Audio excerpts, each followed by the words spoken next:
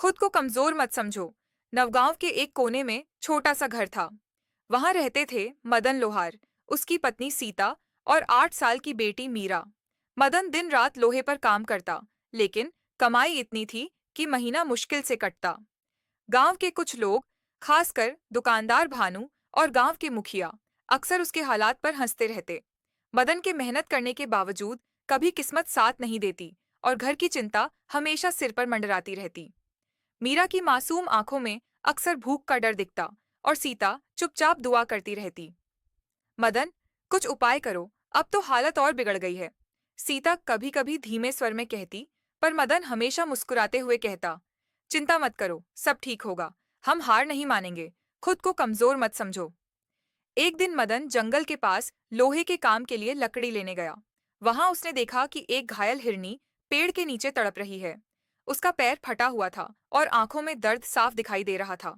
मदन ने तुरंत उसकी मदद की, उसका पैर बांधा, पानी पिलाया और उसे घर ले आया। धीरे धीरे हिरनी उनके घर परिवार का हिस्सा बन गई।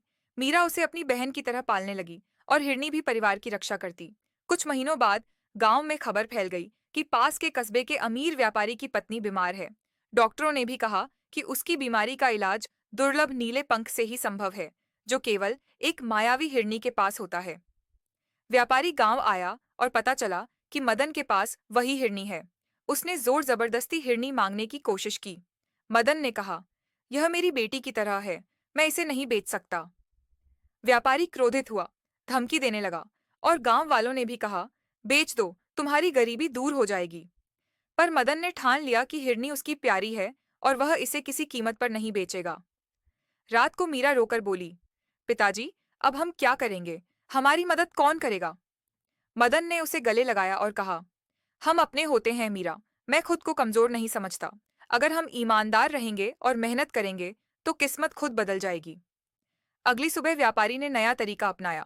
उसने कहा, मैं इस हिरनी का पंख लेना चाहता हूँ, लेकिन केवल सच्चे दिल से रोने वाले इंसान के आंसू से ही पंख निकलेगा। अगर तुम्हारी बेटी का दिल सच्चा होगा तो ही यह संभव है।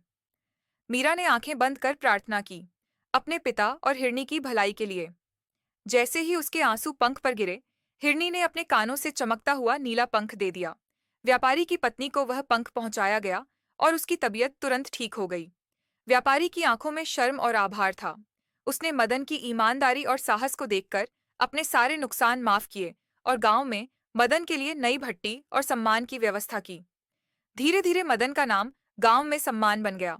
उसकी भट्टी में अब हमेशा काम रहता और हिरनी परिवार का अभिन्न हिस्सा बन गई। मीरा की मुस्कान लौट आई और सीता की चिंता धीरे धीरे कम हो गई। मदन ने सबको यह सिखाया, कठिनाइयों में भी आत्मा पर विश्वास रखो। अपनी मेहनत और ईमानदारी से हर कठिनाई का सामना किया जा सकता है। खुद को कमजोर मत समझो।